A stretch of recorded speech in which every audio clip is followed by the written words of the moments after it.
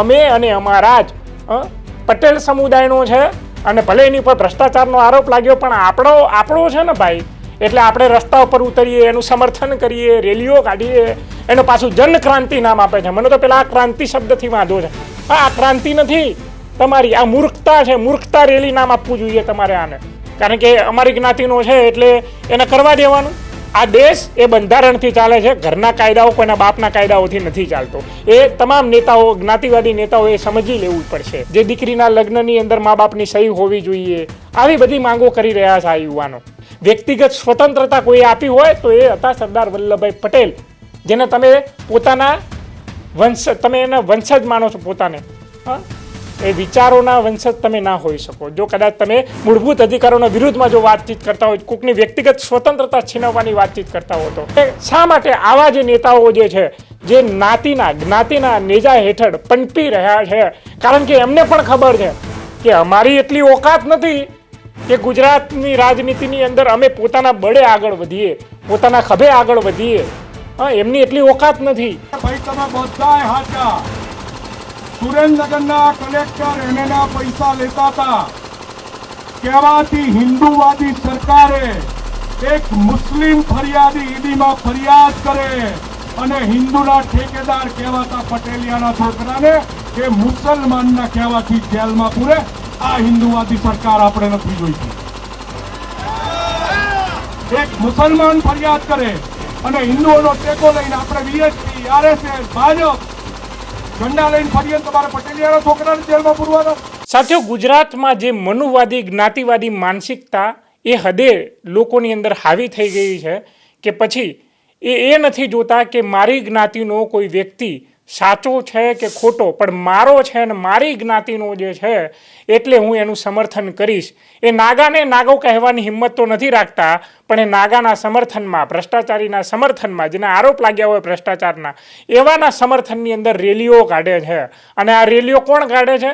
ગુજરાતની અંદર જે જ્ઞાતિ એ વિકસિત અને પરિવર્તનશીલ માનવામાં આવતી હોય એ જ્ઞાતિના યુવાનો અને યુવતીઓ એ રેલી કાઢે છે. એ આવા ભ્રષ્ટાચારના આરોપ લાગનારા કલેક્ટરના સમર્થનમાં.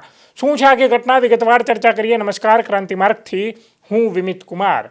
સાથીઓ, સુરેન્દ્રનગરની અંદર જે 1500 કરોડ રૂપિયાનું જે જમીન કૌભાંડ સામે આવ્યું છે, ઈડી એની તપાસ હાથ ધરી રહી છે. કલેક્ટરના ઉપર આરોપ લાગ્યા છે કે કલેક્ટરે આની અંદર જમીન એને કરવાની અંદર અઢળક ભ્રષ્ટાચાર કર્યો હોય. 1500 કરોડ રૂપિયાનો ભ્રષ્ટાચાર એને નીચેના નેજા હેઠળના અધિકારીઓએ, એવું સામે આવતા તપાસ હાથ ધરવામાં આવી અને પુરાવાઓ એકત્રિત કરવામાં આવ્યા. નાયબ મામલતદારના ઘરેથી 67.50 લાખ રૂપિયા જેટલી રોકડ રકમ મળી આવી ભ્રષ્ટાચારના રૂપિયાની. અને ક્યાં છુપાયેલી હતી નાયબ મામલતદારે? એ પોતાના બેડની અંદર છુપાઈને રાખી હતી. એના ઘરેથી બીજી વોટ્સએપ ચેટ્સના ઘણું બધું મળી આવે છે પુરાવા તરીકે. અને એ કબૂલે છે, એ નિવેદન આપે છે કે આ ભ્રષ્ટાચારના રકમની 50% રકમ એ સુરેન્દ્રનગર કલેક્ટર રાજેન્દ્ર પટેલને પધરાવવામાં આવતી હતી. એટલે એકલા નહોતા ખાતા, મિલ બાંટ કે ખાતા હતા એમ. સાથે સાથે રેસિડન્ટ એડિશનલ કલેક્ટરને પણ 25% રકમ આપવામાં આવતી હતી. ખુદ ચંદ્રસિંહ મોરી નાયબ મામલતદાર એ 10% રકમ લેતા હતા. બીજા બધા જે અધિકારીઓ હતા જે આની અંદર સંડોવાયેલા હતા એમના ભાગમાં બીજી બધી રકમો આવતી હતી. એમ મિલ બાંટ કે ખાતા હતા એમ. એવા ઈડી પુરાવા એકત્રિત કરે છે. તેમ છતાંય એના સમર્થનમાં, કલેક્ટરના સમર્થનમાં, કારણ કે એ પટેલ સમુદાયમાંથી આવે છે, રાજેન્દ્ર પટેલ એનું નામ છે, એટલે એ પાટીદાર સમુદાયના અમુક યુવાનો અને યુવતીઓ એ જનક્રાંતિ રેલી કાઢે છે એના સમર્થનમાં. ગજબ છે. આ સિવાયના પણ અમને એમના મુદ્દાઓ છે, પણ ખાસ કરીને એના સમર્થનમાં એમનું માનવું છે કે ઈડીએ પૂર્વગ્રહ રાખીને આવા અધિકારીઓને ફસાવવા માટે થઈને આ એના વિરુદ્ધમાં આ કેસો ખોલ્યા છે અને જેલ ભેગો કરવાનો પ્રયાસ કર્યો છે. હવે એવો ઈડીના ક્યાં છોકરા મરાવી નાખ્યા હતા આ ભાઈએ કે પૂર્વગ્રહ રાખે? પેલો સવાલ એ કે ઈડીને એની એ ભાઈ કલેક્ટરથી શું દુશ્મની હતી?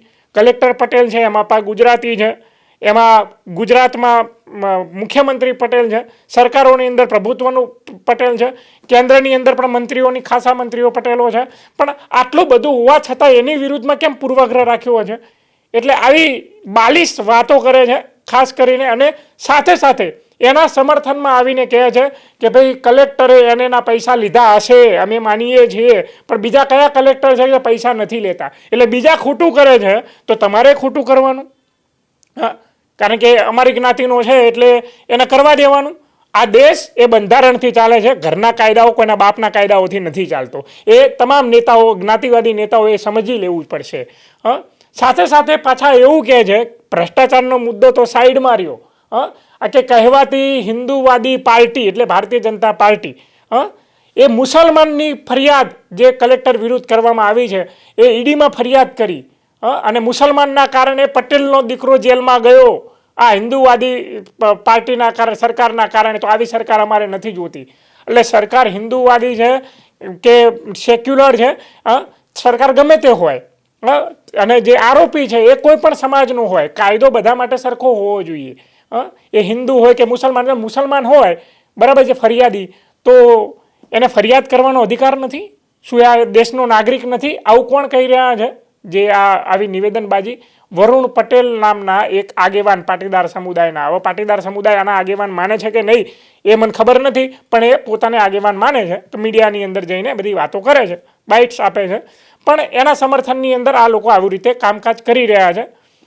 તમને આ બાબતે શું લાગે છે? પહેલાં તમે આ વિડીયો જોજો. અને શા માટે આવા જે નેતાઓ જે છે જે જ્ઞાતિના નેજા હેઠળ પનપી રહ્યા છે?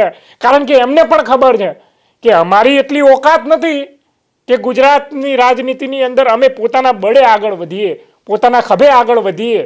એમની એટલી ઓકાત નથી, એટલે એમને જ્ઞાતિનો સહારો લેવો પડે છે. અત્યાર સુધી આ દેશે જ્ઞાતિનો સહારો લીધો છે. જાતિ હંમેશા પશુઓની હોય, પણ જ્યારે મનુવાદી વ્યવસ્થાએ માણસોની અંદર આ જાતિ નાખી ત્યારે માણસોની હાલત પણ પશુઓ જેવી કરી નાખી. જે વિચાર ક્ષમતા હતી, પરિવર્તનશીલ વિચાર ક્ષમતા, બરાબર, એને ક્યાંય ને ક્યાંય સાવ આમ રેઢે મૂકી દીધી. એના કારણે ભારત બીજા દેશો જેવો એટલો ખાસો વિકાસ નથી કરી શક્યો. અને તેમ છતાં આપણે તો માનતા હતા કે ભાઈ આપણે એક પેઢી થોડી જ્ઞાતિવાદી હતી, એની અગાઉની પેઢી જ્ઞાતિવાદી હતી, પણ અત્યારના યુવાનો જ્ઞાતિવાદી ના હોઈ શકે.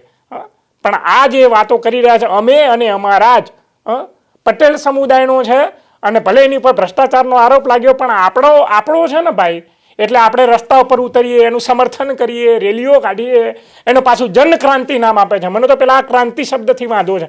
હા, ભ્રષ્ટાચારના આરોપો લાગ્યા હોય, એના વિરુદ્ધમાં પુરાવા એકત્રિત થયા હોય, તમે એના પાછળ જનક્રાંતિ નામ આપો છો.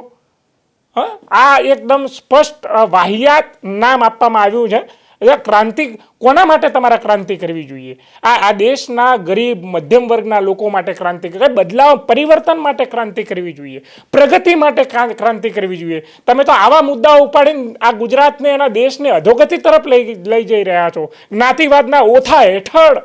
આ ક્રાંતિ નથી તમારી, આ મૂર્ખતા છે. મૂર્ખતા રેલી નામ આપવું જોઈએ તમારે આને.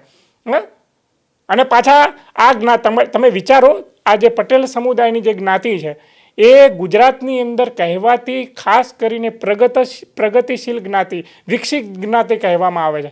અને એના યુવાનો જો બહાર આવીને આવું કરતા હોય તો બીજી જ્ઞાતિઓ જે છે, જેટલો આર્થિક, સામાજિક અને રાજકીય વિકાસ નથી કરી શકી, એની ઉપર શું પ્રભાવ પડશે? જે દીકરીના લગ્નની અંદર મા બાપની સહી હોવી જોઈએ, આવી બધી માંગો કરી રહ્યા છે આ યુવાનો. આ કેટલું યોગ્ય છે? અને આ જે મૂળભૂત અધિકારો જે આપ્યા છે, એ મૂળભૂત અધિકારોના જે સમિતિના જે ચેરમેન હતા એ કોણ હતા? સરદાર વલ્લભભાઈ પટેલ. વ્યક્તિગત સ્વતંત્રતા કોઈ આપી હોય તો એ હતા સરદાર વલ્લભભાઈ પટેલ, જેને તમે પોતાના તમે એના વંશજ માનો છો પોતાને. એ વિચારોના વંશજ તમે ના હોઈ શકો જો કદાચ તમે મૂળભૂત અધિકારોના વિરુદ્ધમાં જો વાતચીત કરતા હોય, કોઈકની વ્યક્તિગત સ્વતંત્રતા છીનવવાની વાતચીત કરતા હો તો સરદારને વાંચવા જોઈએ. સરદાર એ એક વિસ્તૃત છે, એમ એ તમારા બસની વાત નથી એને સમજવું, સરદાર વલ્લભભાઈ પટેલને. તો આ કલેક્ટરના સમર્થનની અંદર આ ભાઈએ જે રીતનું વાતચીત કરી છે, વરુણભાઈ પટેલે, જે પોતાને પાટીદાર આગેવાન તરીકે ઓળખાવે છે, તો એમનું આ ભાષણ તમે સાંભળો ને તમે જ નક્કી કરો કે આ પરિવર્તનશીલ વિચારધારા છે કે આ મૂર્ખતાની દિશામાં આગળ લઈ જનારી વિચારધારા છે. આપણે એવું કહેતા જ નથી કે કોર્ટ ખોટી છે, કાયદો ખોટો છે. ભાઈ તમે બધાય હાચા.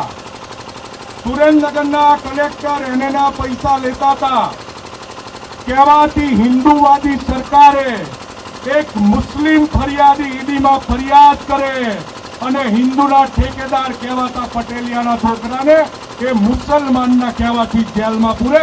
આ હિન્દુવાદી સરકાર આપણે નથી જોઈતી. એક મુસલમાન ફરિયાદ કરે અને હિન્દુઓનો ટેકો લઈને આપણે વીએસપી, આરએસએસ, ભાજપ ઝંડા લઈને ફરીએ તમારે પટેલિયાના છોકરાને જેલમાં પૂરવાનો. અને વાત રાજેન્દ્ર પટેલે એના પૈસા લીધા હશે હું તો માની લઉં છું. ગુજરાતમાં કયા કલેક્ટર એના પૈસા નથી લેતા?